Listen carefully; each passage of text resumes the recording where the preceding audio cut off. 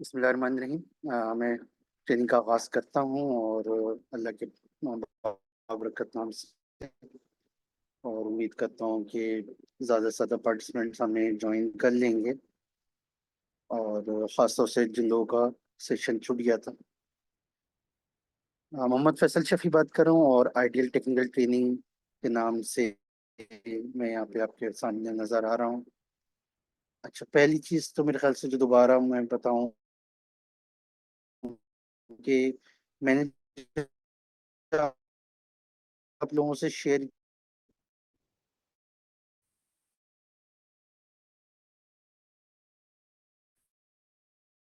फाइलें शेयर करी हैं और वैसे किया था। ये फाइलें मैं बाद में शेयर कर लूँगा, लेकिन पार्टिसिपेंट जो है इसमें कोई कंफ्यूज ना हो, इसलिए हम इंटरमीडिएट से शुरू करते हैं। तो हमारी जो पहली बाकायदा क्लास थी, जो कुछ लोगों की मिस हो गई है, जिसकी रिकॉर्डिंग खास तौर से नहीं हो सकी है, वो इंटरमीडिएट लेवल की है। ठीक है, इंटरमीडिएट लेवल में एक्सरसाइज फाइल, सॉल्व फाइल है और एक इसकी पावर पॉइंट की प्रेजेंटेशन है, जिसमें इसके बारे में, जैसे कि प्रेजेंटेशन में होता है थोड़ा मुख्तसर से अंदाज में, लेकिन फिर भी अच्छी खासी कंप्रहेंसिव है। आप लोग देखेंगे तो आपको अंदाजा होगा।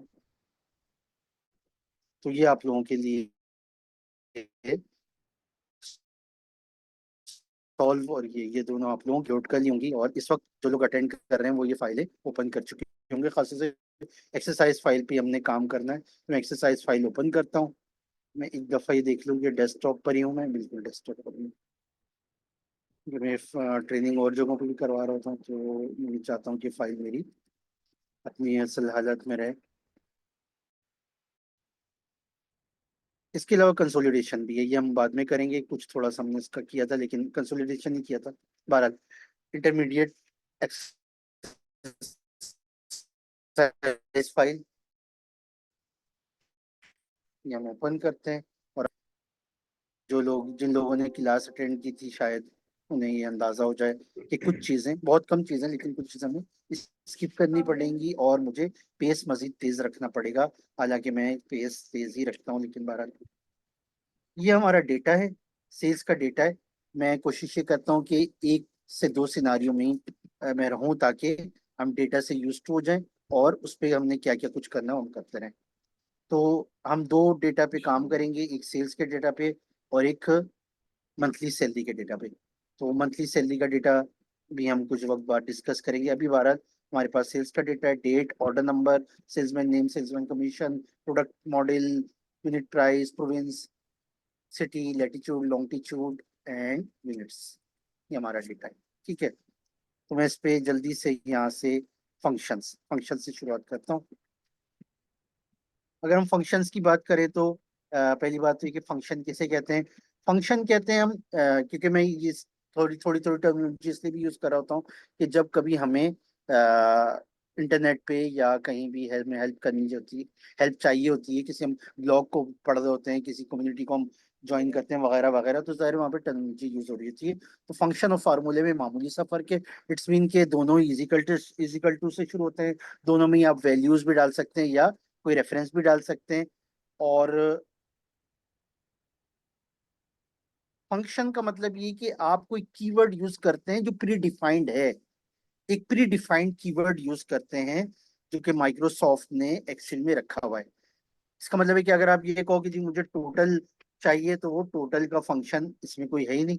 अगर मैं टोटल करके कहीं रेफर करूंगा तो उसका आंसर एरर आ जाएगा, क्योंकि इस तरह का कोई नेम उसके पास प्री डिफाइंड नहीं है।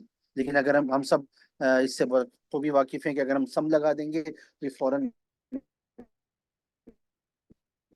इसका एक रिजल्ट दे देगा।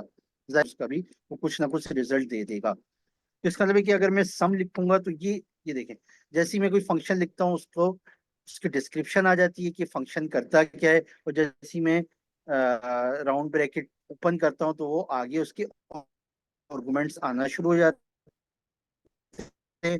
पहला आर्गुमेंट आ रहा है, आप कोई नंबर बताएं। लेट सपोज अगर मैं ये नंबर बताता हूँ, फिर आ रहा है स्क्वायर ब्रैकेट के अंदर सेकंड आर्गुमेंट। जहां से आर्गुमेंट स्क्वायर ब्रैकेट में शुरू होते हैं, इसका मतलब है कि एक्सेल कहता है कि ये आर्गुमेंट ऑप्शनल का है, सम बना दिया, ज़ाहिर है ये लॉजिकल नहीं है, लेकिन मैं सिर्फ एक बात कह रहा हूँ।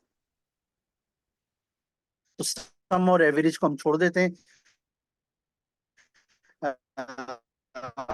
फंक्शन के लिहाज से अगर हम बात करें, टर्मिनोलॉजी के लिहाज से, तो हमारे पास मैक्स फंक्शन की, चलें जी। तो मैंने उस दिन जो शुरुआत करी, मैंने कहा कि अगर हम इस पे काउंट करें, ठीक है ना, मैं ये काउंट करना चाह रहा हूँ कि यहाँ पे कितनी ट्रांजेक्शन है। वैसे तो यहाँ पे 1433 से भी हमें अंदाजा हो रहा है कि 1432 है, ठीक है ना। अगर इस लेबल को हटा दें, बाकी डेटा है हमारे पास, तो अगर मैं यहाँ पे, मैं आमतौर पे एक सेल को छोड़ के फंक्शन या फार्मूला लगाता हूँ, तो मैं आप लोगों को भी ये सजेस्ट करूंगा कि एक खाली छोड़ दें। और वो खाली छोड़ने की वजह सिर्फ ये है कि अगर मैं इस पे काउंट करता हूँ, काउंट करके मैं फिर इसको कहता हूँ कि जी मीटिंग उसने डेट कर दी थी। तो जब मैं यहाँ पे काउंट लगाता हूँ, तो मैं एक सेल इसलिए छोड़ता हूँ ताकि मैं ये चाहता हूँ कि मेरी रेंज चेंज ना हो, मेरी रेंज खराब ना हो। इसका मतलब अगर मुझे यहाँ पे 4 न्यू एंट्रीज चाहिए, तो मैं 4 रोज इंसर्ट कर दूंगा। रो का सिलेक्ट करने का शॉर्टकट मैंने बताया था, शिफ्ट स्पेस 1 2 3 4, 4 रोज अगर मुझे इंसर्ट करनी है, कंट्रोल प्लस, ये मैंने 4 रोज इंसर्ट कर ली। अब मैं यहाँ पे कोई भी डेटा डाल दूंगा, और 4 रोज यूज करने के बाद इसको फिर ब्लैंक छोड़ दूंगा। तो आखिरी रो में ब्लैंक रखूंगा इंटेंशनली, ताकि मुझे रेंज का मसला ना है। अच्छा, फिर नीचे में दो फंक्शन और नजर आ रहे हैं, काउंटर और काउंट ब्लैंक। काउंटर क्या है? काउंटर ये है कि जब हम काउंट अप्लाई करते हैं तो न्यूमेरिक पे काउंट अप्लाई होता है, नॉन न्यूमेरिक पे अप्लाई नहीं होता। जबकि काउंटर जो न्यूमेरिक पे भी अप्लाई होता है और नॉन न्यूमेरिक पे भी अप्लाई हो जाता है।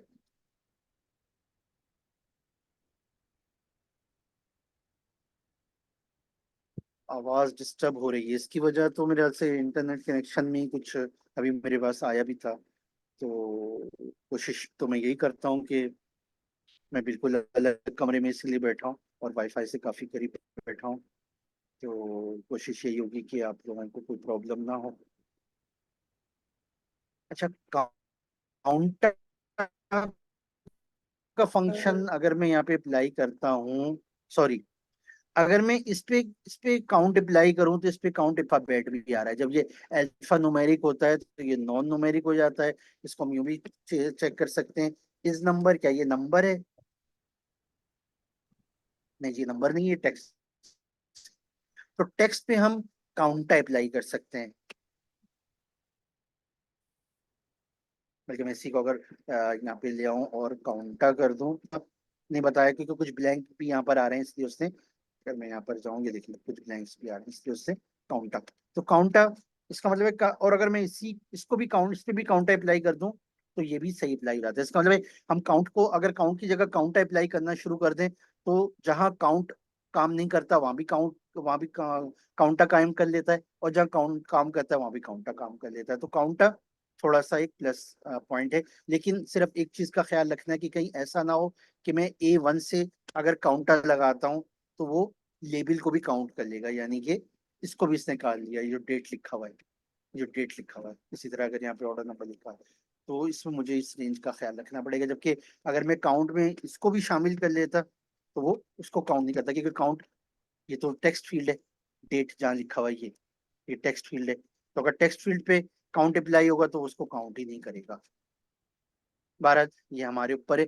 लेकिन मैं इसलिए थोड़ी थोड़ी प्लस पॉइंट और माइनस पॉइंट्स बता रहा हूँ, ताकि हम कॉशियस रहें और हम ओवर कॉन्फिडेंट ना हो जाएं। और याद रखें कि इसका साइड इफेक्ट भी हो सकता है। काउंट ब्लैंक, जैसा कि नाम ही बता रहा है कि ब्लैंक्स जितने उतने काउंट कर लेगा। तो अगर मैं इसी रेंज पे ये देखना चाहता हूँ कि इस रेंज में क्या ब्लैंक्स भी आ रहे हैं, तो वाकई 5 ब्लैंक भी आ रहे हैं। 5 ऑर्डर ऐसे हैं जिसके हमारे पास कोई ऑर्डर नंबर नहीं है। इसके बाद हमने मैक्स, लार्ज, मिन, स्मॉल वगैरह किया था। इसके लिए तो मैं ये समझता हूँ कि हमने लार्ज और स्मॉल हमने जो डेमो था उसमें भी किया था, लेकिन बार मैं यहाँ पे भी कर देता हूँ। अच्छा, इस वक्त मैं ये चाह रहा हूँ, पहले तो सबसे पहले मैंने कहा ये जो यूनिट प्राइस है अभी 2500, पता नहीं कितनी दफा है, वैसे कितनी दफा है हम ये भी देख लेते हैं। कंट्रोल Shift L, फिल्टर का शॉर्टकट। मैं यहाँ पे लिख भी देता हूँ, क्योंकि कुछ लोग कह रहे हैं कि आवाज सही से नहीं आ रही है, तो वो साथ साथ यहाँ पे देखते भी रहे। फिल्टर, का शॉर्टकट है कंट्रोल शिफ्ट एल। ठीक है, कंट्रोल शिफ्ट एल। फिल्टर करके अगर हम देखें तो ये, अगर मैं सिर्फ इसको फिल्टर करूं 2500 कितनी दफा आया है, तो वो बता रहा है कि 251 टाइम्स आया है। अगर मेरा पर्पस ये है, अगर मेरा पर्पस ये कि यार मुझे जस्ट लिस्टिंग करनी है, यानी कि 2500 251 टाइम्स आया लेकिन मुझे एक दफा ही चाहिए, इस तरह से ये भी मुझे बस लिस्टिंग करनी है, तो मैं सिलेक्ट करता हूँ, कॉपी करता हूँ, मैं एक और जगह कर लेता हूँ, इसको हम बाद में मजीद तफसील के साथ देखेंगे, इसमें थोड़ा सी मजीद तफसील है, लेकिन अभी हमारा पर्पस सिर्फ यही था। और मैंने कहा कि डेटा में जाएं, और डेटा में हमारे पास रिमूव डुप्लीकेट्स का ऑप्शन है, इस पर अगर मैं क्लिक करता हूँ तो पूछ रहा है कि डुप्लीकेट रिमूव करना है, मैंने कहा हाँ, कर दें। और उसने पूछा है कि क्या ये लेबल है, मैंने कहा ये लेबल है। इसका मतलब ये हमारी लिस्ट बन गई। और अगर मैं इसको असेंडिंग करना चाहूँ तो सॉर्टिंग के लिए जो हमारे पास शॉर्टकट है, alt A for data, data में चला जाएगा, और डेटा के बाद सॉर्ट, और फिर एक और सॉर्ट, असेंडिंग करना है, डिसेंडिंग करना है, कस्टमाइज करना है। ठीक है, ऑल्ट ए, सॉर्ट, असेंडिंग, असेंडिंग कर दी। क्योंकि हमने देखा था कि नेगेटिव में भी वैल्यूज आ रही थी, इसका मतलब है कि जब हम सेल्स रिटर्न करते हैं तो हम उसकी एंट्री माइनस के साथ कर देते हैं। चलिए मैं एक अलग जगह पे इस लिस्ट को ले आता हूँ। ठीक है ना, अब हम ये चाह रहे हैं कि यहाँ पे आ, मैं मिनिमम लगा देता हूँ, बल्कि मैक्स लगा देता हूँ, मैक्स, मिन, बल्कि मैं कहता हूँ ये भी नहीं, मिन भी नहीं, मैं कहता हूँ कि लार्जेस्ट या हाईएस्ट, हाईएस्ट कहते हैं, प्राइस है ना, हाईएस्ट। और आगे मैं कर देता हूँ लोएस्ट। अगर मुझे ये देखना है कि इसमें सबसे ज्यादा हाई वैल्यू कौन सी है, जाहिर है अभी तो हमारे पास डेटा छोटा है, तो बहुत ज्यादा पीछे उधर बड़ा था, तो मैंने कहा थोड़ा सा हम छोटा कर लेते हैं, बहुत ही छोटा हो गया, तो जाहिर है हम सब जानते हैं कि मैक्स लगा देते हैं, तो हमें ये बता देता है कि आपका मैक्सिमम वैल्यू क्या है। इसी तरह से अगर मैं इस पे मिनिमम लगा देता हूँ, क्योंकि मुझे बता देता है कि इसकी लोएस्ट वैल्यू कौन सी है, माइनस की 5000 है। लेकिन अगर मैं ये कहता हूँ कि जनाब मुझे थर्ड हाईएस्ट और थर्ड लोएस्ट बताओ, तो फिर हमारे पास जो फंक्शन है वो है लार्ज और स्मॉल। हाईएस्ट के लिए लार्ज है, लोएस्ट के लिए स्मॉल है, तो मैं कहूंगा कि जी लार्ज लगाओ। लार्ज का फंक्शन, पहला आर्गुमेंट एरे, मैंने कहा ये मेरा एरे है। दूसरा आर्गुमेंट आपका के क्या है, ये मैं 3 यहाँ पे भी लिख सकता हूँ, लेकिन यहाँ से रेफर करूंगा तो ये ज्यादा विजुलाइज हो जाएगा, तो उसने बताया कि थर्ड हाईएस्ट 3500, अगर मैं कहता हूँ 2 तो 4000 है। इसमें यहाँ पे फॉर्मेटिंग कर देता हूँ, ऑल्ट एच मैंने उस दिन बताया भी था, कॉमा फॉर्मेटिंग। इसके लिए हमारे पास शॉर्टकट है alt H, x for home, sorry control shift, sorry वो आ गया है,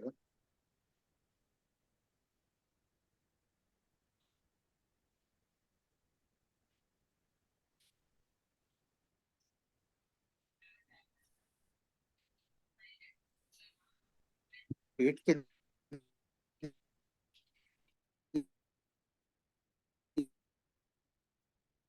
नीचे एरो का शॉर्टकट, अरे भाई अभी तो मैं समझता हूँ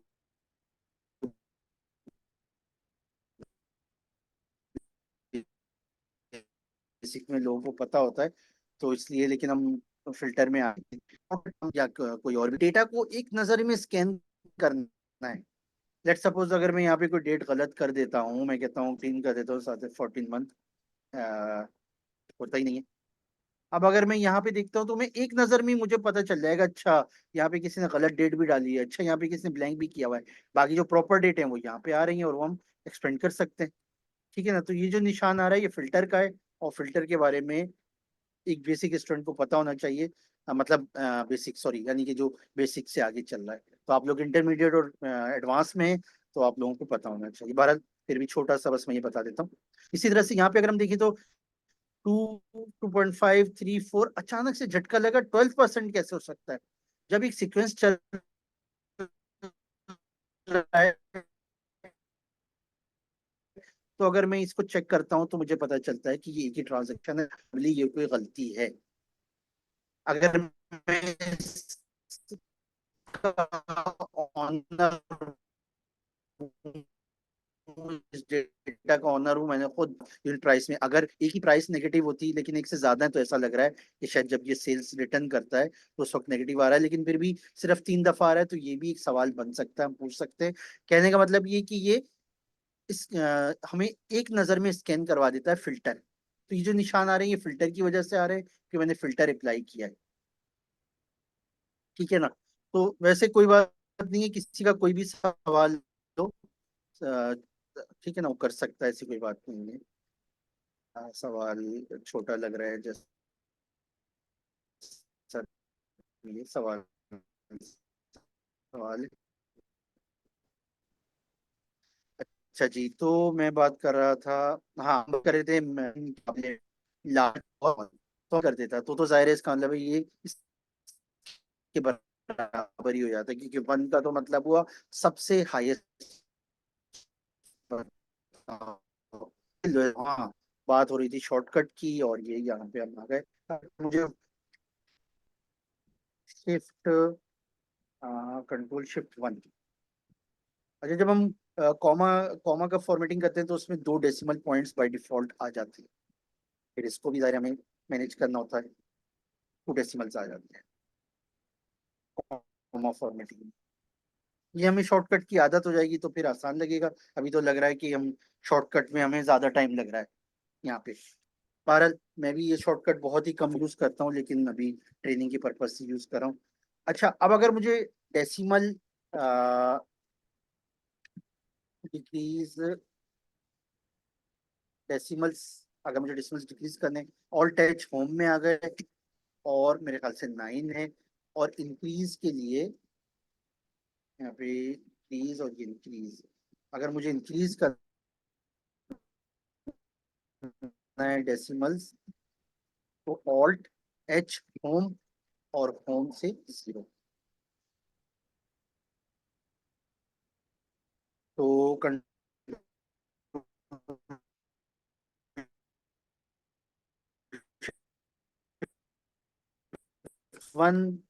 ऑल्ट H9, ऑल्ट H9, यहाँ से कर लें और फिर यहाँ से डिस्टेंस कम कर लें, कि मेरे ख्याल से ज़्यादा आसान तरीका है। लेकिन अगर शॉर्टकट की आदत है तो फिर हम इस तरह के शॉर्टकट यूज कर सकते हैं। तो इसका मतलब है कि मैं यहाँ पे जो भी नंबर बताऊंगा वो उसी के लिहाज से, मैं इसको बल्कि यहाँ पे ही ले आता हूँ, तो ये मुझे उसी के लिहाज से मुझे बता देगा हाईएस्ट कौन सा है, दूसरी तरफ लोएस्ट है। लोएस्ट में हमारे पास स्मॉल का फंक्शन है, स्मॉल के फंक्शन में एरे मेरा दोबारा यही है, गलबन यहाँ तक ही कंट्रोल आ रहा है ऐसा, हाँ सही है, यहीं तक है। और के ये वाला है दूसरा आर्गुमेंट। अब ये दोनों इसके साथ एसोसिएट हो गए। अगर मैं कहता हूँ फोर्थ, तो फोर्थ पे बता रहा है मुझे फोर्थ हाईएस्ट कौन सा, यहाँ तक आ गए। और फिफ्थ पे तो बिल्कुल आखिर में आ गए इसके लिहाज से। और लोएस्ट तो आगे जाता जा रहा है, अभी लोएस्ट के पास काफी जगह है, अभी वो नेगेटिव से निकला है। ठीक है, ये है। अच्छा, ये उस दिन मैंने नहीं देखा था, F9 मैंने एडिटिंग मोड। हाँ, ये मैं असल में यूज कम करता हूँ, बल्कि ना नहीं करता हूँ। अगर मैं इस पे editing mode, when editing mode देखें, पहली बात तो कह रहा है एडिटिंग मोड हो। एडिटिंग मोड के लिए शॉर्टकट है F2। F2 किया, F2 जब मैंने किया तो कह रहा है कि अगर आप F9 प्रेस करते हो तो ये आपको ये वैल्यूज बताने लग गया। ये देखिए जो आंसर आ रहा था मेरा, F9 जब मैं कर रहा हूँ तो मुझे उसने डायरेक्ट रिजल्ट बता दिया कि इसका रिजल्ट आ क्या रहा है।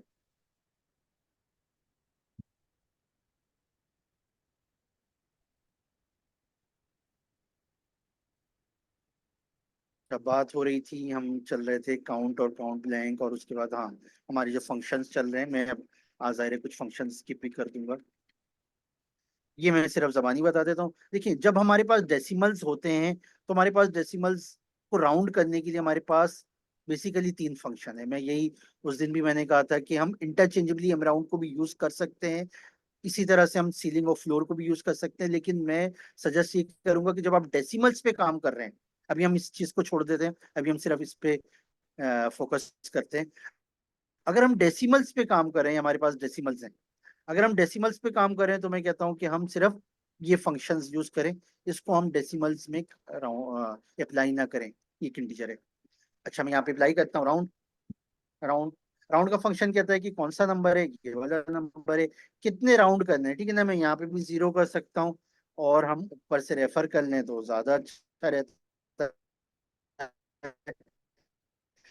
ये मैं ज्यादातर इसीलिए रेफर यूज करता हूँ कि हम विजुअलाइजेशन अच्छा इसकी बेस पर हो रहा है। तो मैंने उसको कहा था कि 30 तक राउंड कर दो, देगा 25, क्योंकि 5 के प्रिंसिपल पे चलता है ना। 24.9 का मतलब हो गया कि अगर आप कहते हो मुझे सिर्फ 20, मुझे सिर्फ डेसिमल से पहले की वैल्यू चाहिए, तो 24 25 हो जाएगी।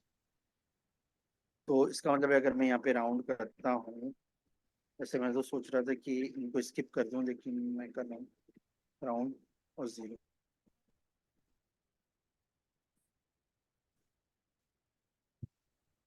20 30 के बाद एक डेसिमल और दे दो, तो फिर वो क्या करेगा, अब वो 1 को 2 कर देगा, क्योंकि 1 के बाद 8 है। ठीक है ना। ये मेरे ख्याल से हम लोगों को पता होना चाहिए, जबकि ये 9 के बाद जीरो है, इसलिए इसने इसको 9 नहीं रहने दिए। तो ये तो बिल्कुल शुरू की चीजें हैं। हमें एक्सेल में फंक्शन के तौर पे राउंड डाउन, जैसे कि नाम ही बता रहा है, इसका मतलब सेट को भी 30 पर ही रखेगा। और अप राउंड अप कहता है कि इसको भी 31 कर देगा, इसको तो 25 करना ही करना है। तो इसके रिजल्ट सेम देगा, इस पोर्शन को लेगा, 30 को लेगा बस, बाकी क्या है उसको बिल्कुल इग्नोर कर देगा। 24 लेगा, बाकी क्या है वो बिल्कुल इग्नोर कर देगा। तो इसलिए इसको इंटीजर कहा जाता है, कि सिर्फ ये इंटीजर वाले पोर्शन को कंसिडर करता है, बाकी को इग्नोर कर देता है। उस दिन मैंने क्लास में एक बात और भी बताई थी, कि मेरा अपना तजुर्बा है, इसलिए मैं बार बार हर एक को बता रहा होता हूँ। एक जमाने में पेरोल पे काम करता था, और पेरोल नेशनल बैंक में जाता था, वो एक सरकारी इदारा था, मैं कॉन्ट्रैक्ट पर था। तो वहां पे जब हम वहां पे पेरोल में ज़ाहिर है बहुत सारे एम्प्लॉयज थे, कई हंड्रेड से, मुझे आज याद भी नहीं। तो जब हम राउंड वैसे जिसको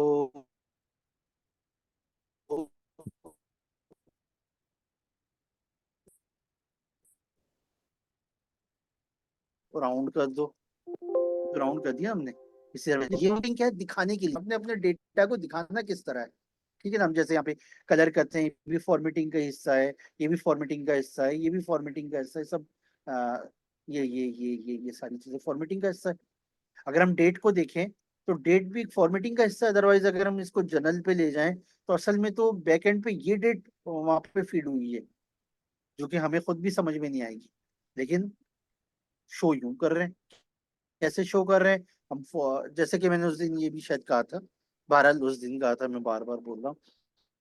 एक बात ये भी कि डेट में मैं ज्यादातर ये वाली फॉर्मेटिंग अप्लाई करता हूँ, जो कि मैं समझता हूँ कि ज्यादा बेहतर है, क्योंकि ज्यादा जगह भी नहीं लेता है। तो मंथ, लोग क्या गलती कर रहे होते हैं डेट में, कि वो क्या करते हैं, वो पहले डे ले लेते हैं, फिर मंथ ले लेते हैं, फिर ईयर ले लेते हैं, और इससे गलत फिट कर लेते हैं। फिर एक जमाने में, मैंने भी बहुत पहले की बात है, मैंने रीजनल सेटिंग में चला जाता था, लेकिन रीजनल सेटिंग में जाना इतना अच्छा ऑप्शन है नहीं।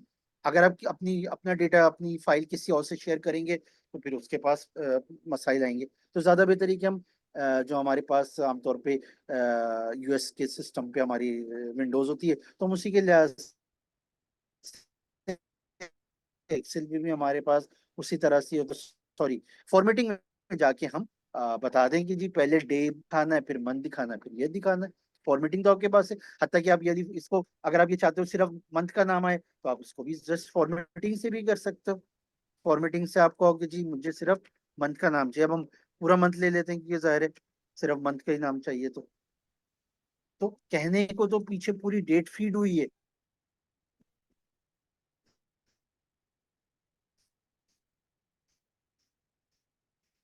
लेकिन आपने क्या कहा, आपने कहा भाई फॉर्मेटिंग से मुझे ये चाहिए, तो वो राउंड जो है सिर्फ दिखाने के लिए, असल में वहाँ पे वही वैल्यू पूरी पूरी डेसिमल्स के साथ स्टोर है।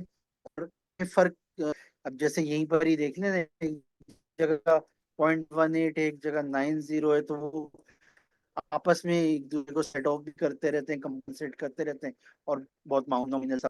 अब ये जो मैंने फंक्शन से राउंड किया, आप देखें इसको, अब अगर मैं इसमें कहता हूँ जो डेसिमल दिखाओ,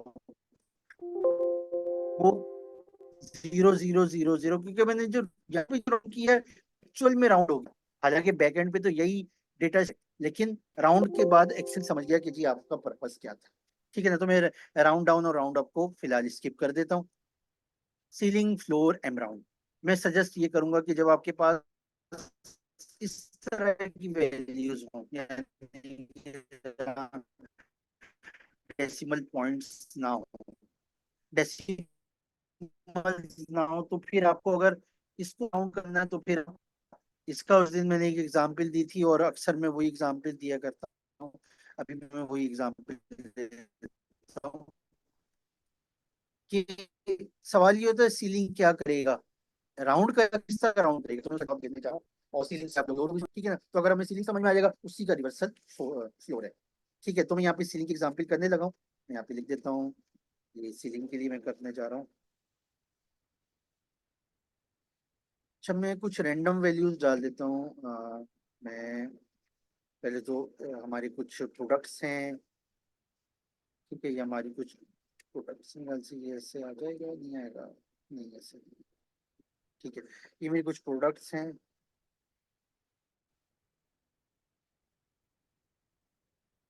और ये पिछले साल की सेल्स है। यहाँ पे मैं कुछ प्रीवियस साल की सेल्स जो है वो रैंडम बेसिस पे डाल रहा हूँ।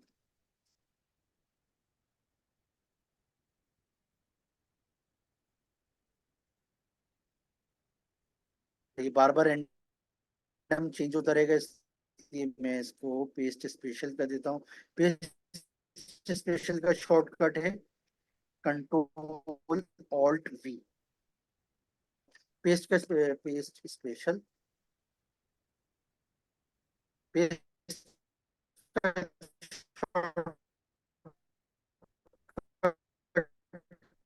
क्या होता है, कंट्रोल वी, कंट्रोल के साथ एक ऑल्ट का स्पेशल है, कंट्रोल हो गया। स्पेशल नहीं के बाद अगर मुझे वैल्यूज में कन्वर्ट करना है तो मैं इस पे यहाँ से सिलेक्ट कर सकता हूँ, और इस हॉट की भी है, अंडरलाइन हुआ हुआ है, इसका मतलब मैं सिर्फ माउस के बगैर अगर मैं वी प्रेस करूँ ये बच्चा होगा, और उसको अच्छा जी, ये कहा गया रहेगा, ये सर मेरे ख्याल से हम काफी आए इस चीज को कर लें, क्योंकि देखिए रेफरेंस बड़ा अहम टॉपिक है। तो मैं पहले इधर आ जाता हूँ, फिर हम वापस सीलिंग की तरफ चलते हैं। अच्छा, कुछ टर्मिनोलॉजी के लिहाज से भी बात हो रही है, लेकिन मेरे ख्याल से कुछ लोग नाम से ना जानते होंगे, लेकिन उन्हें अंदाजा होगा। अगर मैं ये कहता हूँ कि जनाब हमारे पास यहाँ पे जो डेटा आ रहा है, इसमें यूनिट प्राइस को अगर हम मल्टीप्लाई कर दें यूनिट से, तो इसका मतलब हमें इस रिकॉर्ड की सेल्स पता चल जाती है। अगर मैं देखिए, अब वो शॉर्टकट, जब मैं यहाँ पे कर्सर को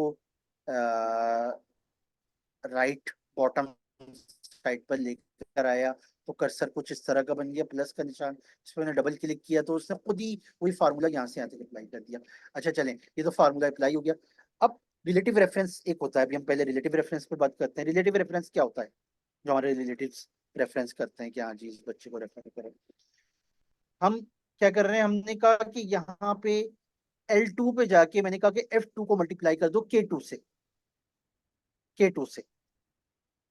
जब मैं इसको कॉपी करके यहाँ पर पेस्ट किया तो उसने क्या किया, 2 को 3 कर दिया, रिलेटिवली चेंज कर दिया, 2 से अपडेट हो। या मैं और इसको मैं खत्म करता हूँ, या मैं इसको कॉपी करके डायरेक्ट करता हूँ। अब उसने एफ की जगह जी कर दिया और के की जगह एल कर दिया, क्योंकि रिलेटिवली मूव कर रहा है ना। इसने एफ से जब हम इस तरफ आए, कॉलम की तरफ आए, तो एफ से एल से जब मैं एल से एम की तरफ आया तो उसने रेफरेंस एफ से जी कर दिया और के से एल कर दिया, तो इसीलिए इसको रिलेटिव रेफरेंस कहा जाता है। और हम लोग इससे बखूबी मेरे ख्याल से वाकिफ हैं, हम सब इसको करते हैं। अब हम बात करते हैं एब्सोल्यूट रेफरेंस की। एब्सोल्यूट रेफरेंस भी मेरे ख्याल से अक्सर लोगों को पता होता है, वो नाम के साथ शायद नहीं पता होता है। अच्छा, लेट सपोज मैंने कहा कि यार यहाँ पे प्रॉफिट कितना होगा, अभी मैं इसके बारे में कंफर्म है, जिसने इस प्राइस को डिटरमाइन करना है, मैं उसके सामने ले जाऊंगा और एक मीटिंग होगी और वहाँ एक कमेटी मिलके फैसला करेगी, तो ये देखेगी कि जी प्रॉफिट कितना हो रहा है। ठीक है ना। तो अगर मैं यहाँ पे करता हूँ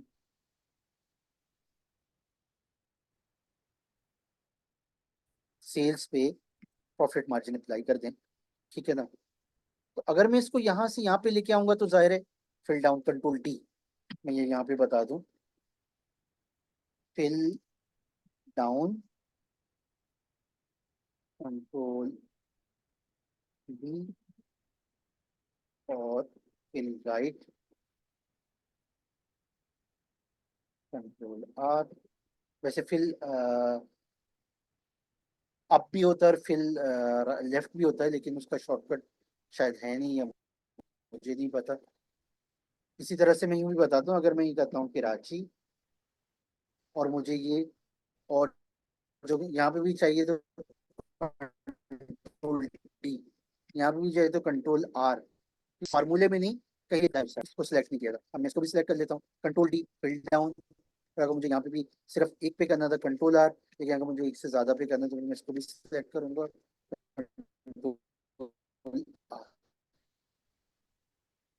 fill down fill right. Absolute की तरफ आते हैं। अच्छा, यहाँ पे मैंने दो रेफरेंस लिए थे, L2 और N1, जबकि यहाँ पे आके ये क्या हुआ, ये अपडेट होके L3 हो गया। तो इसका मतलब है कि ये जो पहला पोर्शन है, पहला जो रेफरेंस है एल वाला, जो सेल्स वाला है, सेल्स तो बिल्कुल सही है, सेल्स तो इसी तरह आनी चाहिए, इसी तरह उठनी चाहिए, 2 3 4 सही। लेकिन ये चूंकि मैंने भी डॉलर के साइन लगा सकता हूँ,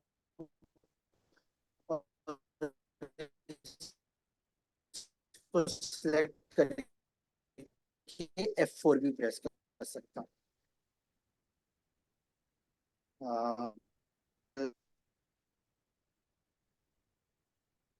एडिटिंग मोड के वक्त, यानी कि जब हम उस सेल के अंदर हों बिल्कुल, एडिटिंग मोड के वक्त।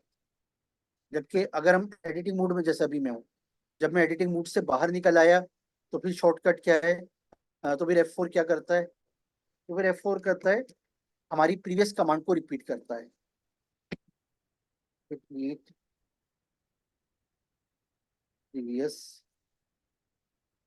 कमांड, फिर F4, ये F4 अलग है, ठीक है ना।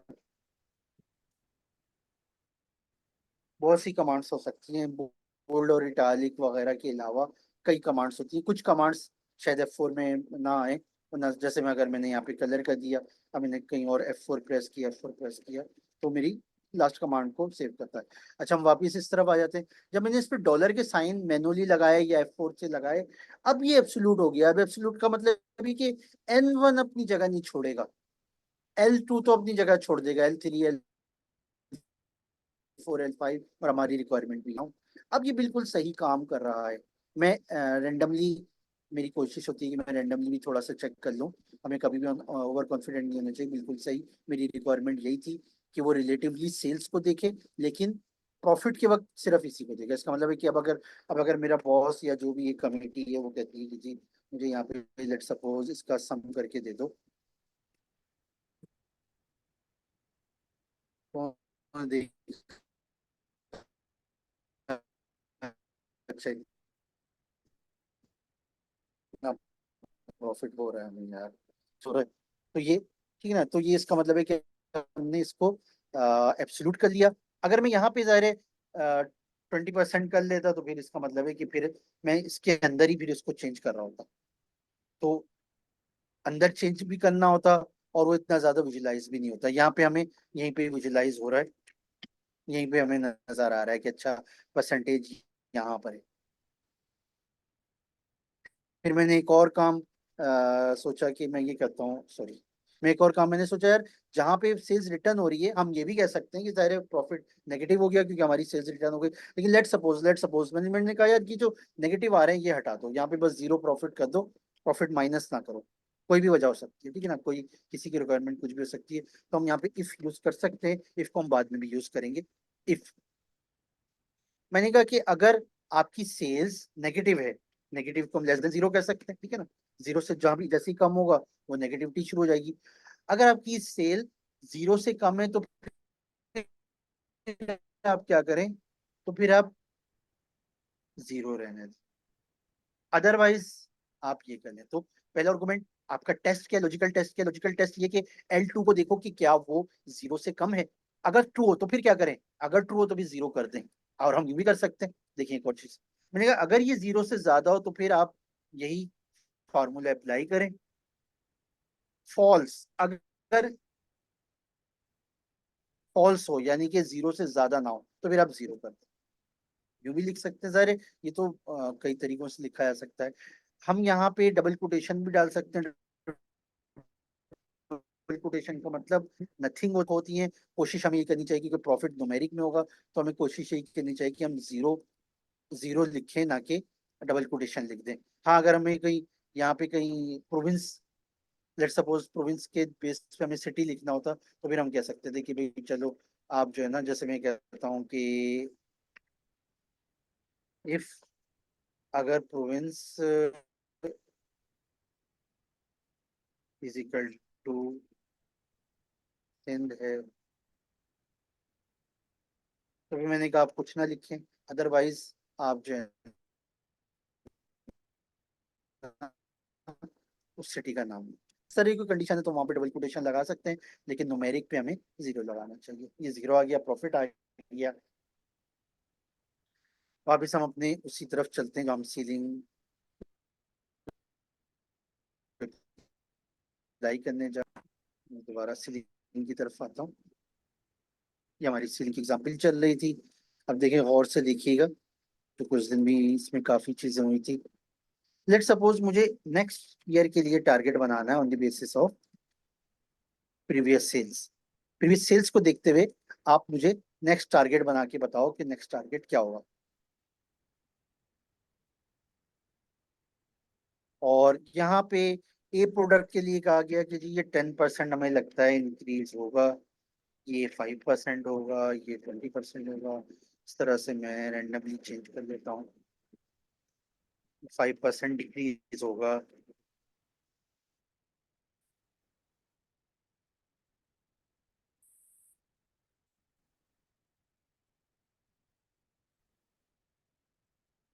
10% इंक्रीज होगा। और ये सजेस्ट किया कि प्रोडक्ट ए जो है उसकी सेल्स पिछले साल इतनी थी और नेक्स्ट ईयर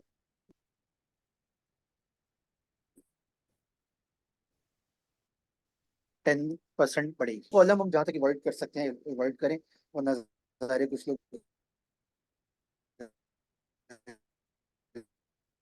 तीन कॉलम बना लेते हैं। वो क्या करते हैं, वो कहते हैं जनाब हम ये करते हैं, सेल्स ये थी इस पर 10% निकालो ये हो जाएगा। ये जो सिर्फ इंक्रीमेंट वाली अमाउंट आ रही है, इस इंक्रीमेंट वाली अमाउंट में अब आप क्या करो, अब आप इंक्रीमेंट वाली अमाउंट में प्रीवियस सेल्स को प्लस कर दो। इसका मतलब हमारा अल्टीमेट आंसर यहाँ पर आ रहा है। लेकिन मैंने कहा कि यार ये तरीका सही नहीं है, और ठीक है, अल्टीमेट आंसर ये आ रहा है। अगर हम इसको एक ही सेल में डालना चाहें बजाय इसके कि हम हेल्पिंग कॉलम करें, तो मैं कहूंगा कि ना प्रीवियस सेल्स लो प्लस प्रीवियस सेल्स पे ये परसेंटेज भी लगा दो, जो भी यहाँ पे परसेंटेज आ रही है। ठीक है ना, तो देखिए ना वही आंसर जो यहाँ पे आ रहा था, बिल्कुल वही आंसर, जाहिर है वही आंसर आ गया। हमने एक दफा प्रीवियस सेल्स को पूरा पूरा ले लो और एक दफा प्रीवियस सेल्स पर भी लगा दो, और इसको यहाँ से यहाँ तक अप्लाई कर दो। ये बात तो यहाँ पे बिल्कुल अंडरस्टूड है कि देखिए यहाँ पे 5378 था, डिक्रीज होने के बाद 5% रह गया। इसका मतलब है कि जहाँ माइनस में उसको माइनस कर दो, क्योंकि प्लस माइनस माइनस हो जाता है, हम लोग बचपन से पढ़ते आ रहे हैं। तो इसका मतलब अगर मैंने यहाँ पे जो माइनस कर दिया उसने, मैं इसको कहूंगा कि जनाब मैथमेटिकली हम कुछ जगहों पे परफॉर्म करते हैं, तो मैंने कहा मैथमेटिकली करें, हम ये इतना क्यों कर रहे हैं, हम ये कर सकते हैं ना, दिस मल्टीप्लाई बाय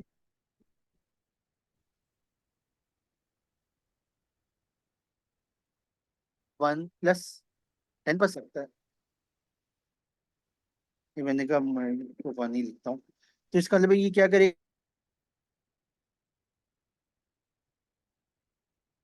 और फिर 1.10 को इससे मल्टीप्लाई कर देगा, डायरेक्ट मुझे वो अमाउंट बता देगा जो इंक्रीमेंट या डिक्रीमेंट के बाद होना चाहिए। तो वही बिल्कुल वही रिजल्ट जो वहां पे आ रहे थे वो यहाँ पे भी आ रहे हैं, लेकिन ये मुख्तसर हो गया। ठीक है ना, हमने बस ये कहा कि जनाब प्रीवियस सेल्स लो और मल्टीप्लाई कर दो 1 + जो भी परसेंटेज आ रही है। 1 का मतलब 100% हो गया, तो 100% का मतलब ये हुआ कि आप एक दफा वाली फुल अमाउंट ले लो और एक दफा उसका 20%। तो ये भी बड़ी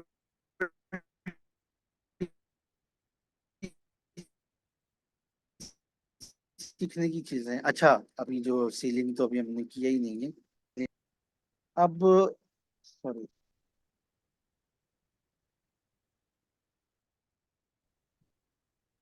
अब मैंने कहा कि जनाब ये जो वैल्यूज आ रही हैं, ये जो वैल्यूज आ रही हैं तो एक्चुअल है, ये एक्चुअल सेल्स है पिछले साल की। तो सारे जब हमने पिछले साल एक्चुअल सेल्स करी, उसमें तो एक एक रुपया काउंट होगा। अगर हमने इसमें पैसे पॉइंट में भी सेल करी तो वो काउंट करें, ये एक्चुअल सेल्स है। हम पॉइंट बाद भी जैसे कि वो कितनी करनी है, वो 9358,958, 958 रुपए मुझे ला के देने, ऐसा नहीं होता ना। इसीलिए हम सीलिंग और फ्लोर को यूज करते हैं, फ्लोर डाउन साइड के लिए। तो मेरे ख्याल से हम आमतौर पर सीलिंग को यूज करते हैं जब हम बजट बना रहे होते हैं, टारगेट बना रहे होते हैं, वगैरह वगैरह। तो मैंने कहा कि जनाब इसको आप राउंड कर दो, सीलिंग करके। पहले नंबर क्या है, नंबर मैंने कहा ये जो फॉर्मूले से आ रहा है। उसके बाद सिग्निफिकेंस क्या है, ये बिल्कुल हम इसी तरह समझ लें सिग्निफिकेंस को, जैसे हम एटीएम पे जाते हैं और हम कहते हैं तो हमें 500 के मल्टीपल में अमाउंट डालनी होती है, अदरवाइज वो एक्सेप्ट नहीं करता है। तो इसी तरह से अगर हम कहते हैं कि जनाब 10,000 में राउंड कर दो, हाँ, हाँ, हाँ, ये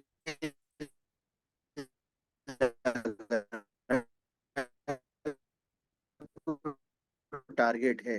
अब अगर आप अपनी सेल्स टीम से कहो कि, और मैं इसको यहाँ से रेफर कर लेता हूँ,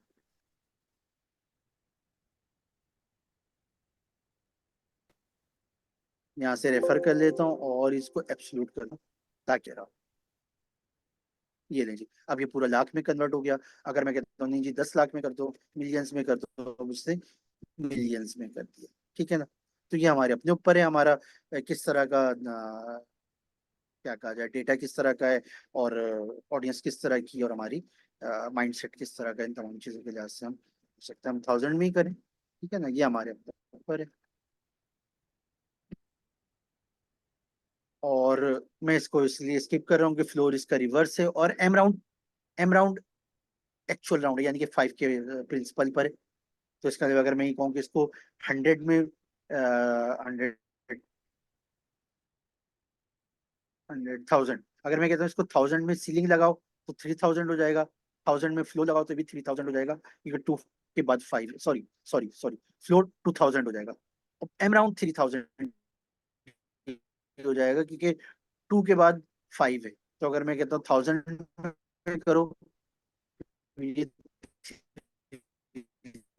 1000 हो जाएगा। तो अब ये खुद चेक भी कर लीजिए, और आपके पास कुछ भी है रोंगे भी उसने include कर परसेंट, 99% चांस ये है कि हमारे पास जो वैल्यू आएगी नेगेटिव आएगी, तो हम उसके नेगेटिविटी खत्म करने के लिए या तो यूं कर देते हैं, या कुछ लोग -1 से मल्टीप्लाई कर देते हैं, मुख्तलिफ तरीकों से कर देते हैं, तो ज्यादा बेहतर है। तो इसका मतलब है कि 99% मौजूद, 1% चांस ये भी तो है कि नेगेटिव ना आए। तो अगर नेगेटिव ना आए तो फिर क्या होगा, अगर मैं कहता हूँ कि जो एब्सोल्यूट नेगेटिव को पॉजिटिव कर देता है, पॉजिटिव को पॉजिटिव ही रखता है, यानी कि न्यूट्रलाइज कर देता है। ये देखिए, पॉजिटिव 10 को उसने पॉजिटिव 10 नहीं रहने दिया, -10 को उसने 10 कर दिया। मॉड, मॉड का फंक्शन कहता है कि जी आपने अगर 30 को 4 पे डिवाइड करना है, तो उसके बाद क्या बचेगा, यानी कि 4 7 28, तो रिमाइंडर क्या बचेगा 2, तो जो रिमाइंडर आएगा वो इसका आंसर आ जाएगा। यानी कि अगर आप पहले आर्गुमेंट में 30 कर लें, दूसरे आर्गुमेंट में 4 कर दें, तो आपका जो आंसर आएगा वो 2 आएगा। प्रोडक्ट, प्रोडक्ट का मतलब ये कि this multiply by this multiply by this, मतलब प्रोडक्ट का मतलब मल्टीप्लाई है, जिसको हम सिंपली यूं भी कर सकते हैं अगर हम सिंबल से करें। और हम प्रोडक्ट का फंक्शन लिखते हैं तो फिर हम प्रोडक्ट का फंक्शन लिख रहे होंगे। इसमें मेरे ख्याल से आमतौर पे हम नहीं करते, मेरी तो आदत नहीं है। अच्छा, मैंने कंट्रोल होल्ड करके रखा हुआ है, और मैं क्लिक क्लिक करता जा रहा हूँ, तो वही आंसर आ रहा है जाहिर है। पावर, ठीक है ना, पावर के लिए हमारे पास जो मैं जो ज्यादातर करता हूँ, 5 की पावर अगर 3 करना है, तो मैं तो बस ये लगा देता हूँ। बाकी अगर कोई उसी तरह प्रोडक्ट की तरह पावर की फंक्शन यूज करना चाहे, तो पावर का भी यूज कर सकता है। Square root, sum of square, sum product. Sum product क्या करता है, अभी हमने देखा था, प्रोडक्ट मल्टीप्लाई करता है, और सम क्या करता है, उसका सम कर देता है। इसका मतलब है ये क्या कह रहा है, ये कह रहा है कि मैं प्रोडक्ट करूंगा,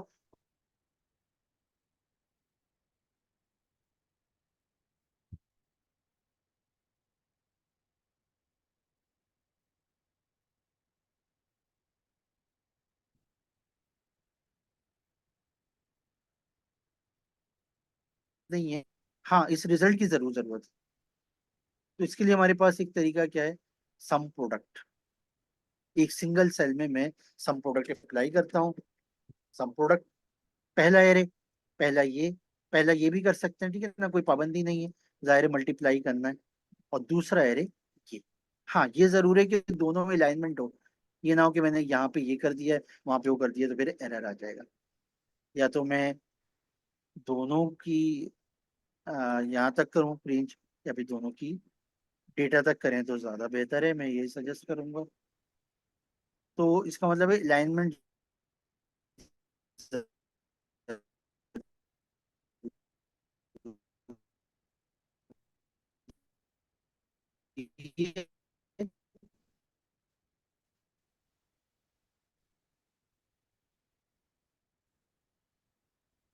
और जैसा कि हमें अंदाजा भी हो रहा है दिस, जो कि यहाँ पे हो ही रहा था, बड़ी तमाम का एक सम निकाल लिया। और इसी तरह से ऑड और इवन, इसको मैं स्किप कर देता हूँ, ठीक है ना। जो हमारे सामने वैल्यू आ रही है उसको इवन में या ऑड में कन्वर्ट कर देगा, तो जो करीब करीब उसको जैसे अगर हम इसका ऑड इवन देखें तो जाहिर 2 मेरे ख्याल से होगा, इसका ऑड देखें तो शायद 3 हो जाएगा। तो वो उसको कन्वर्ट करता रहेगा, जो करीब करीब उसको ऑड या इवन मिलेगा। रो रोज, कॉलम कॉलम्स, इसको भी मैंने स्किप कर दिया था। कभी अगर हमें अपने, जब हम आगे काम कर रहे होंगे, अगर उसमें जरूरत पड़ी तो हम देख लेंगे। रो का मतलब ये है कि आप जिसको रेफर कर बी, मैं कहूँगी रो ऑफ B149, मतलब है रो नंबर 149 का कॉलम नंबर क्या है, तो कॉलम नंबर 2 है, कि ए के बाद बी दूसरा कॉलम है। रोज और कॉलम्स फिर भी कहीं कहीं यूज होता है, ये हम देखेंगे कि अगर यूज हुआ, तो रोज और कॉलम्स काउंटिंग के लिए यूज होता है, लेकिन वो इस तरह का काउंटिंग करता है। लेट्स सपोज आप कहते हो E1495 से लेके यहाँ तक कितनी रोज हो रही हैं, तो वो काउंट करके बताएगा 5 रोज या जितनी भी रोज हो रही है। इसी तरह कॉलम्स भी यही काम करता है। डेट वैल्यू का फंक्शन में इस वक्त स्किप कर देता हूँ। देखिए, ये जो डेट आ रही है बाकायदा डेट नहीं है। कभी कभी ऐसा होता है कि हम कोई सी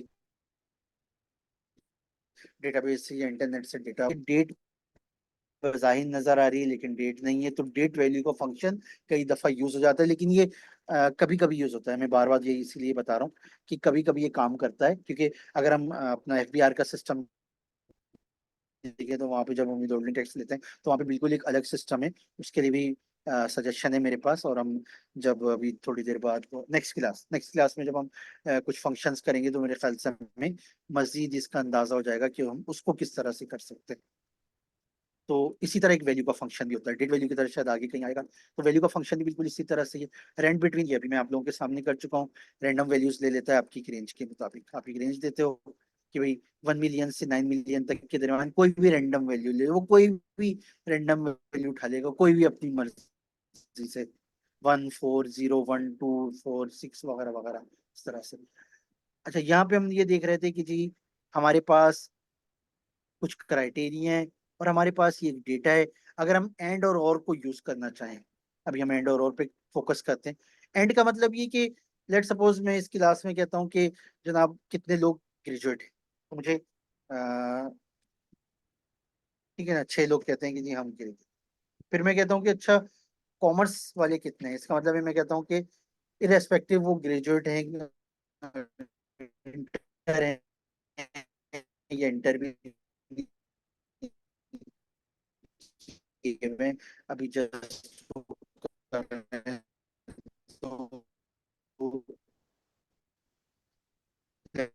सपोज 5 लोग हम कॉमर्स से, कल 8 लोग उठे जो कहें कि जी हम कॉमर्स, या तो हम कॉमर्स से या हम ग्रेजुएट, इन दोनों कैटेगरी में आ रहे हैं।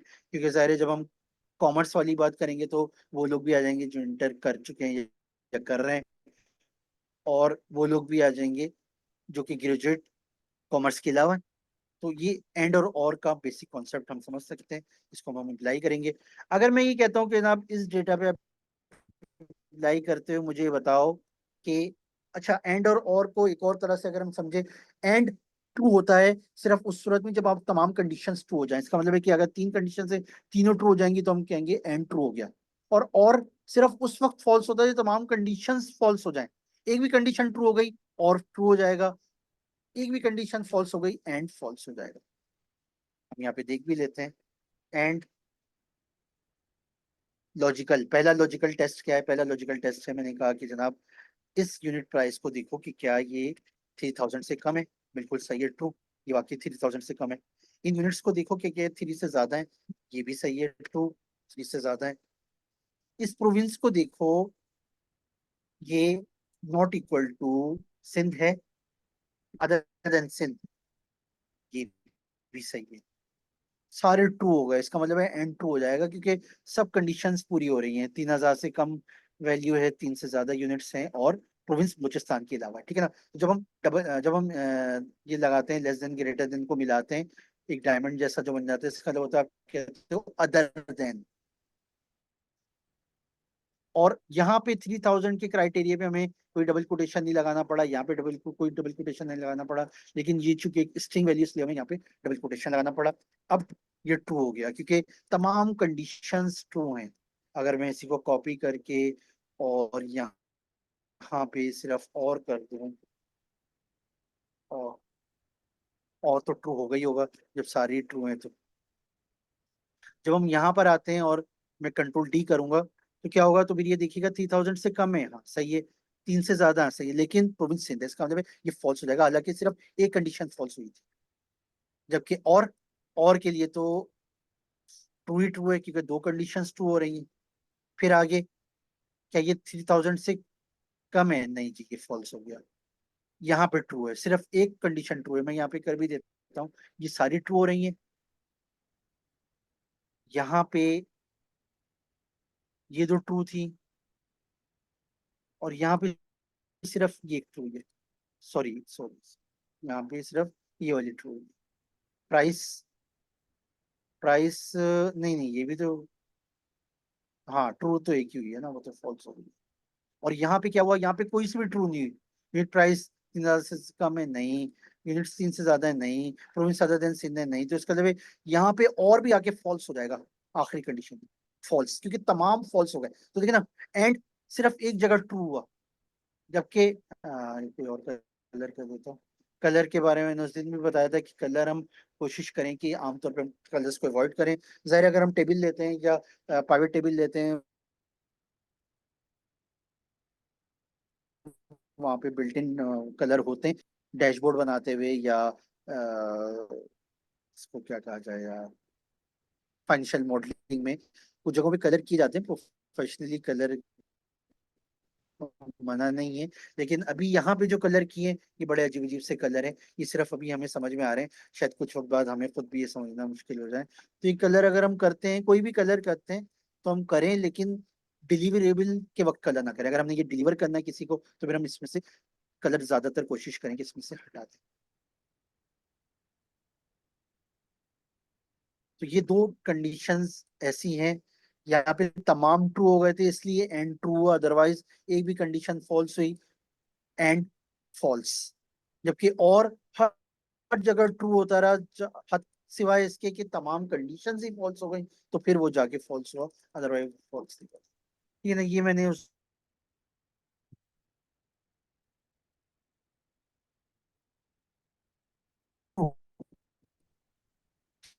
सॉरी, फॉल्स, ये ट्रू हो गया। यहाँ पे जाएगा, इस टेक्स्ट का टेक्स्ट है, यहाँ के टेक्स्ट है, बाकी टेक्स्ट नहीं है। इज नॉन टेक्स्ट, क्या नॉन टेक्स्ट है? ब्लैंक नॉन टेक्स्ट है, स्पेस नॉन टेक्स्ट है,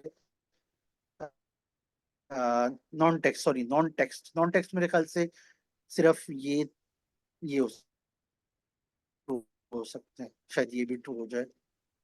नहीं, ये ट्रू नहीं होगा, ये तीन ट्रू हो जाएंगे। इज इवन, क्या ये इवन है? इसमें सिर्फ ये ट्रू होगा। इज ऑड, सिर्फ ये ट्रू होंगे। इज फॉर्मूला, फार्मूला में ये तीनों ट्रू होंगे, हालांकि यहाँ पे वन ही लिखा हुआ है, लेकिन चूंकि इजिकल टू आ रहा है, इजिकल टू से शुरू हो रहा है, इसलिए वो इसको फार्मूला कह रहा है।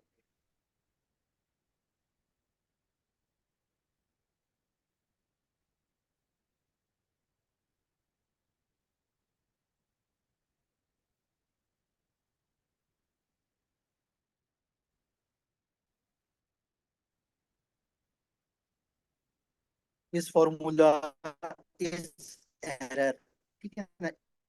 इज एरर, इज कॉम्प्रिहेंसिव होता है, वो एनए को भी ले लेता है। या एग्जैक्ट, एग्जैक्ट सिर्फ दो वैल्यूज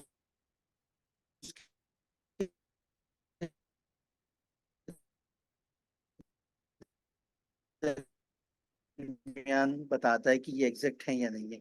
तो यहाँ पे मैंने यहाँ पे लिखा भी स्पेस इस रहेगा, लेकिन अगर हम इन दोनों को कहेंगे, इन दोनों में स्पेस आ रहा है, तो फिर ट्रू हो जाएगा। तो इसका मतलब एग्जैक्ट मैच करता है कि क्या ये दोनों एग्जैक्ट है, ये दोनों एग्जैक्ट है। ये जाहिर है, ये केस सेंसिटिव नहीं होता। मैच, मैच का फंक्शन हम आगे जाके, एक लिमिटेशन ये है कि या तो ये सिंगल रो पे अप्लाई होता है, सिंगल कॉलम पे अप्लाई। तो अगर मैं कहता हूँ इसको मैच करो और यहाँ से यहाँ तक मैच करो, तो इसका मतलब है वो इसका पोजीशन नंबर बताएगा। वो कहेगा आपने जहाँ जिस सिलेक्शन, जो इस एरिया को सिलेक्ट किया, उसके लिहाज से कराची वन पर आ रहा है। इसी तरह से देखिए ना, ये मैंने एक सिंगल कॉलम पे अप्लाई किया है। अगर मैं इसको यूं करता, ई से एफ तक, तो फिर ये एरर आ, अब ये एरर आ गया, क्योंकि ये इसकी लिमिटेशन है, या तो सिंगल कॉलम पे आएगा या सिंगल रो पे अप्लाई होगा। अब यहाँ पे सिंगल रो पे अप्लाई कर रहे हैं, मैच। वैसे नए एक्सेल में एक्स मैच भी है। एक्स मैच या एक्स करके कई फंक्शन जो आए, वो सिर्फ एक नया वर्जन है, उसमें कुछ ऑप्शन बढ़ा दिए गए। तो बेसिकली अगर आपने मैच को समझ लिया, तो एक्स मैच को भी समझ लेंगे और उसके फायदे हासिल कर लेंगे। इसी तरह से बहुत सारे फंक्शन एक्स के साथ आते हैं। अब मैंने कहा सिन को फाइंड करना, कहाँ पे फाइंड करना है, तो यहाँ पे चौथे पर आ रहा है, तो मुझे पोजीशन नंबर बता देगा। तो बजाय अभी हमें लग रहा है कि मैच का फंक्शन कोई,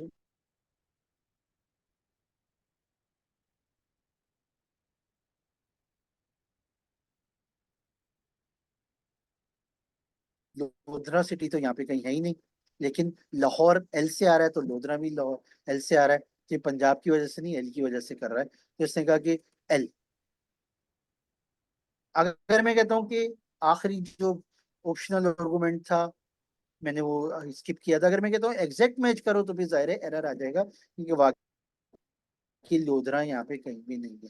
कहाँ करना है कहाँ नहीं करना है इसको हम बाद में करेंगे, अभी हमने जस्ट एक नजर मैच को देख लिया। इनडायरेक्ट शायद उस दिन मुझसे रह भी गया है। ओहो, इनडायरेक्ट का फंक्शन उस दिन रह भी गया। E147, अगर मैं E147 पे जाऊं, यहाँ पे सखा लिखा, ठीक है ना। अगर मैं ये कहता हूँ कि जनाब यहाँ पे क्या लिखा है तो E147 लिखा है, और अगर मैं कहता हूँ कि यहाँ पे क्या लिखा है तो यहाँ पे सखा लिखा है। लेकिन इनडायरेक्ट क्यों, इनडायरेक्ट क्या है, इनडायरेक्ट इसको हम आगे जब यूज करेंगे ना तो फिर आपको अंदाजा होगा कि इनडायरेक्ट भी कितना मजेदार फंक्शन है। इनडायरेक्ट, इसका नाम इनडायरेक्ट क्यों है। मैंने कहा कि B149 पे जाओ, वो B149 पे गया, लेकिन B149 पे उसको एक एड्रेस मिला, E147 पे क्या लिखा था, सक्खर। तो मुझे क्या रिटर्न करेगा, सक्खर। इसीलिए इसको इनडायरेक्ट कहा जाता है। इससे पहले हमने क्या किया, हमने कहा कि जनाब इसमें क्या लिखा है, उसने कहा इसमें ये लिखा है, मैंने कहा इसमें क्या लिखा है, इसमें ये लिखा है। लेकिन मैंने इनडायरेक्ट किया तो फिर इनडायरेक्ट ने अपना काम क्या किया, उसने जाके इसको इस पे गया, रेफर हमने इसको किया, लेकिन इसने इस रेफर के लिहाज से कहा कि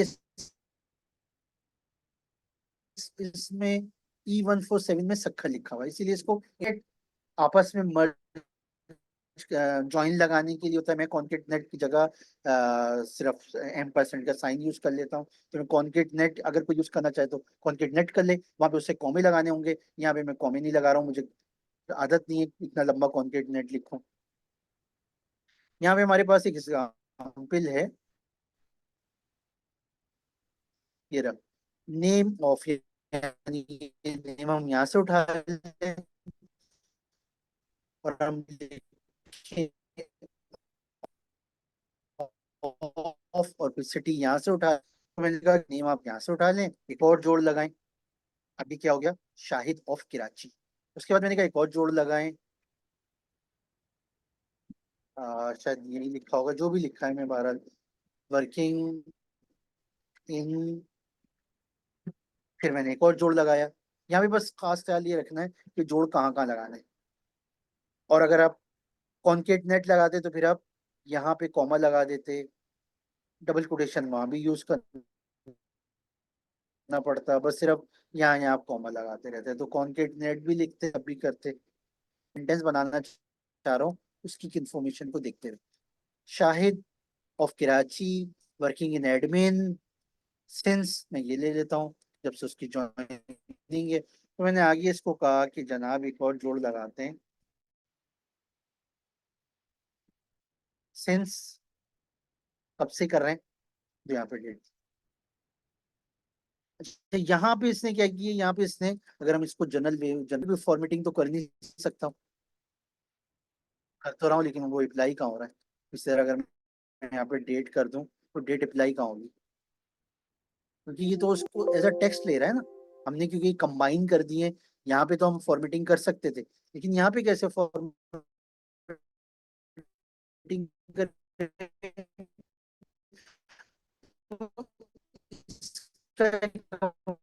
हमारे पास जो यहाँ नीचे लिखा भी हुआ है, टेक्स्ट का फॉर्म है, टेक्स्ट पैटर्न है कि हम स्पीक करेंगे तो ज्यादा अच्छा आइडिया हो जाएगा। तो अभी फिलहाल जितना समझ में आ रहा है इस पे इक्तिफा करें। मैंने कहा इस तरह से दिखाओ, डे दिखाओ 2 डिजिट्स में, मंथ दिखाओ 3 में, यानी जैसे यहाँ पे आ रहा है OCT, और ईयर दिखाओ 2 में, या चलो मैं 4 में कर देता हूँ। अब प्रॉपर नजर आ रहा है, इसी तरह से कंट्रोल D, अब ये इसके बारे में बता रहा है, रेहान ऑफ हैदराबाद फलेगा। डेट का तो अभी मैंने यहाँ पे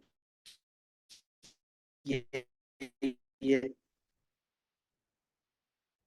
तो टेक्स्ट का फंक्शन यहाँ पे हमें, कि हाँ भाई टेक्स्ट का फंक्शन यहाँ पे जरूरत है, अदरवाइज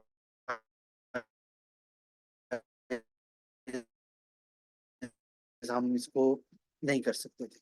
इसी तरह से लेट सपोज अगर मैं कहता हूँ गेटिंग रुपीज, यानी हम उसकी सैलरी भी लिखना चाह रहे हैं, और लेट सपोज मैं यहाँ से ले लेता हूँ, और इस पे मैंने कहा कि जनाब कॉमा आना चाहिए, कॉमा शोमा जरा आ जाए, तो मैं एक और टेक्स्ट लगाता हूँ, और मैंने कहा कि यहाँ पे ये मैंने उसको पैटर्न बता दिया कि कॉमा आना चाहिए। अब उसने यहाँ पे कॉमा भी लगा दिया।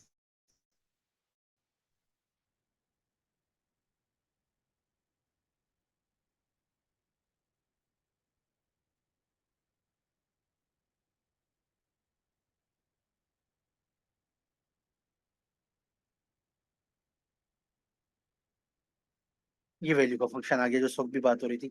वैल्यू का फंक्शन कई दफा काम कर जाता है, और अगर ये जो निशान आ रहा होता है ये ज्यादातर दो मौकों पे ज्यादा आता है। एक, यानी कि आपने एक जगह फार्मूला लगाया और उसी के साथ जब आपने दूसरा फार्मूला लगाया तो दोनों की रेंज में कंसिस्टेंसी नजर नहीं आ रही, तो इस तरह का निशान दे देता है। इसी तरह से अगर आपकी वैल्यू नॉन न्यूमेरिक है और वो ये समझता है कि न्यूमेरिक होनी चाहिए, तो आपको सजेस्ट करता है कि आप कन्वर्ट टू नंबर कर लें। और इसमें मैं ये भी बताऊंगा कि कुछ जगहों कभी कभी हमारे पास काफी वैल्यूज आ जाती हैं इस तरह से। तो अगर हमारे पास लेट सपोज बहुत ज्यादा वैल्यूज हैं, ये तो मैं एक छोटी सी एग्जांपल दे रहा हूँ, अगर बहुत ज्यादा वैल्यूज सब में इसी तरह का निशान आ रहा है, वो ये कह रहा है कि जी आप इसको क्या वैल्यू में कन्वर्ट करना चाहते हैं, तो आप क्या करें, लेट सपोज यहाँ से यहाँ तक या बहुत सारी वैल्यूज हम तमाम को सिलेक्ट करें, सबसे ऊपर वाली वैल्यू पे आप कन्वर्ट कर दें, तो आपको उस रेंज में जहाँ जहाँ भी नॉन न्यूमेरिक को न्यूमेरिक में कन्वर्ट करने के साथ कन्वर्ट कर देगा। एक कन्वर्ट का फंक्शन है, ये मैं स्किप कर रहा हूँ, ये आप लोग देख लीजिएगा, इसमें बहुत सारी वेरिएशंस हैं। हम कहते हैं कि जी ये जो 10 है ये क्या है, मैंने कहा ये 10 जो है ना, ये लेट सपोज मैं कहता हूँ ये टन्स है और इसको मुझे केजी में कन्वर्ट करना है, तो हम कन्वर्ट का एक्सेल का फंक्शन लगा सकते हैं। कन्वर्ट में बहुत सारे हमारे पास है, आगे देखें ना, इसका मतलब ये 1500 जो क्या है इंचेस है, इसको यार्ड्स में कन्वर्ट करना है। इसी तरह से ये क्या है, ये स्क्वायर फुट है, इसको हमने एकड़ में कन्वर्ट करना है। तो ये वैल्यू किसको रेप्ट करके कहाँ लेके जाना है, वो हम यहाँ से कर सकते हैं। इसी तरह से लोअर अपर और प्रॉपर, ये हमारे केस चेंज करता है, चेंज केस, जिसका मैंने बताया था कि अगर हम वर्ड में चेंज केस कर रहे हैं, वर्ड में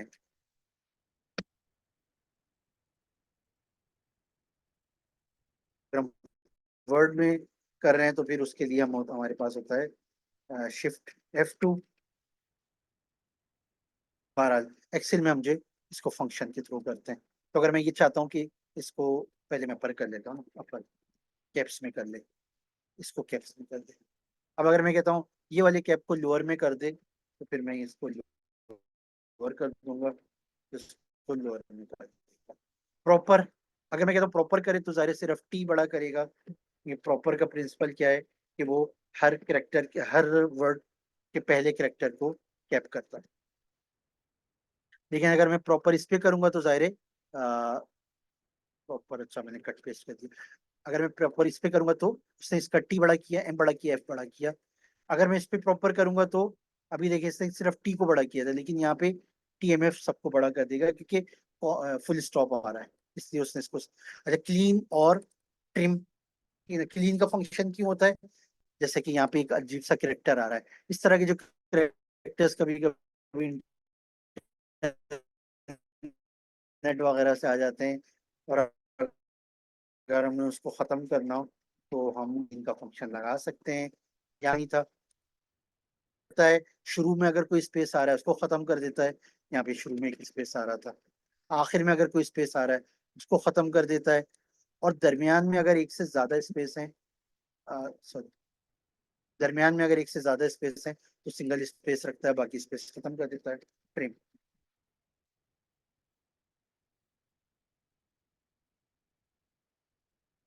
ये देखिए इसने स्पेस खत्म कर दिया, तो इसका मतलब है कि अगर मैं ट्रिम को या क्लीन को कहीं यूज करूं तो उसका नुकसान कोई नहीं है बल्कि फायदा ही है। तो बल्कि अगर मैं ज्यादा बेहतर है कि क्यों ना मैं ट्रिम एंड क्लीन एक साथ ही यूज कर लूं, और इनमें कोई तरतीब रखने की जरूरत नहीं है, क्लीन पहले कर लें, ट्रिम पहले कर लें, ट्रिम पहले कर लें। और मैं कहता हूँ कि इस पे आप दोनों चीजें अप्लाई कर दी। अब देखिए स्पेस भी खत्म हो गया अननेसेसरी, और नॉन प्रिंटेबल कैरेक्टर भी यहाँ से रिमूव हो गया। तो अगर हमारे पास कोई ऐसा डेटा आता है खासतौर से इंटरनेट से या डेटाबेस से या किसी ऐसी सोर्स से जो पर हमें ज्यादा रिलाई नहीं है, तो फिर हम वहाँ पे इसको यूज कर सकते हैं ट्रीटमेंट के लिए को, और अपने डेटा को, छोटे छोटे फंक्शन है, ये लेंथ निकालता है, लेंथ, यानी कि सैयद माहिर आलम नाम जितना आ रहा है इसमें, स्पेस मिला के कितने नंबर ऑफ करेक्टर्स हैं। लेंथ को हम कहीं कहीं यूज करते हैं, जैसा कि हम अगर मोबाइल नंबर या खासतौर से CNIC नंबर या कहीं पे कोई ऐसी आइडेंटिफिकेशन नंबर है, ID नंबर है, जो हमें पता है कि जी ये 6 होने चाहिए, 6 के अलावा नहीं होने चाहिए, तो हम वहाँ पे लेंथ लगा के चेक कर सकते हैं कि क्या सब में 6 आ रहे हैं। अगर कहीं पे 6 नहीं आ रहे तो इसका मतलब है कि वो स्टैंडर्ड से हटा हुआ है और उसको सही करने की जरूरत है। इसी तरह सब 13 कैरेक्टर्स होते हैं, तो वो चेक कर लेगा कि 13 ही है। फाइंड, मसलन मैंने कहा कि जनाब ये जो पर नाम आ रहा है इसमें आप स्पेस फाइंड करें, इसमें फाइंड, सॉरी, पहले फाइंड टेक्स्ट, पहला आर्गुमेंट है फाइंड टेक्स्ट, मैंने कहा स्पेस फाइंड फाइंड करें, कहाँ करें, विद इन टेक्स्ट इसमें करें, तो स्पेस फाइंड कर लेगा। ये लेफ्ट से काम करना शुरू करता है। अगर मैं आगे थर्ड आर्गुमेंट जो ऑप्शनल था, अगर मैं कहता हूँ कि स्टार्ट फ्रॉम 6, अभी क्या आ रहा था हमारे पास 5, अगर मैं कहता हूँ 6 से स्टार्ट करो, तो फिर वो कह रहा है 11 पे भी एक स्पेस आ रहा है, अगर एक से ज्यादा स्पेस आ रहे हैं, अदरवाइज बाय डिफॉल्ट उसने बस पहले बता दिया। फाइंड और सर्च में थोड़ा सा फर्क है, एक केस सेंसिटिव होता है, एक केस सेंसिटिव नहीं होता है, और एक में जो वो स्टैटिक को भी मेरे ख्याल से ये सर्च जो केस सेंसिटिव भी होता है और स्टैटिक को भी कैटर कर लेता है, जबकि फाइंड स्टैटिक को कैटर नहीं करता। लेफ्ट राइट, अगर हमें इसके लेफ्ट से 4 कैरेक्टर्स चाहिए, इसके राइट से 4 कैरेक्टर्स चाहिए, 4 कैरेक्टर लेफ्ट वाले जो है वो सैयद ले लेगा, राइट वाले आलम ले लेगा। मिड, मैं कहता हूँ मिड से, मतलब मैं कहता हूँ माहिर मुझे चाहिए, तो मैं मिड लगा सकता हूँ कि जी मिड में जाओ और 1 2 3 4 5, 5 के बाद छठे से शुरू करो और छठे से लेके 5 कैरेक्टर्स उठा लो। मिड में जाओ, टेक्स्ट, आपका टेक्स्ट कौन सा है, ये वाला है, कहाँ से शुरू करो, क्योंकि लेफ्ट से काम करता है, तो लेफ्ट का मतलब हो कि ये सैयद से शुरू करेगा, तो सैयद में 4 कैरेक्टर्स आ रहे थे, फिर एक स्पेस था, छठे से माहिर शुरू हुआ था, कितने कैरेक्टर्स चाहिए, माहिर में 5 कैरेक्टर्स आ रहे हैं, 5 कैरेक्टर्स, तो इसने माहिर कर दिया। रिप्लेस, सब्स्टिट्यूट, ये आप लोग देख लीजिएगा, रिप्लेस मुझे अभी इतनी तरह अच्छी तरह से याद नहीं है। सब्स्टिट्यूट ये है कि मैंने कहा कि जनाब, सब्स्टिट्यूट मुझे इसलिए भी याद है कि अभी अभी हमारे ऑफिस में एक क्लिक को जरूरत पड़ गई थी। सब्स्टिट्यूट, मैंने कहा कि जनाब यहाँ पे टेक्स्ट ये रहा, इसमें जो पहले इस डैश आ रही है ना, उस डैश को आप खत्म कर दें, उसकी जगह क्या करें, न्यू टेक्स्ट, मैंने कहा नथिंग। फिर इंस्टांस नंबर भी है, अगर आप कहते हो एक से ज्यादा डैश आई है और आप कहते हो कि जी पहली, सिर्फ पहली डैश को सब्स्टिट्यूट करना है, तो फिर आप सिर्फ पहली डैश को करवा लो, तो ये नहीं जी, जहां जहां भी डैश आ रहा था उन सबको उसने कर दिया।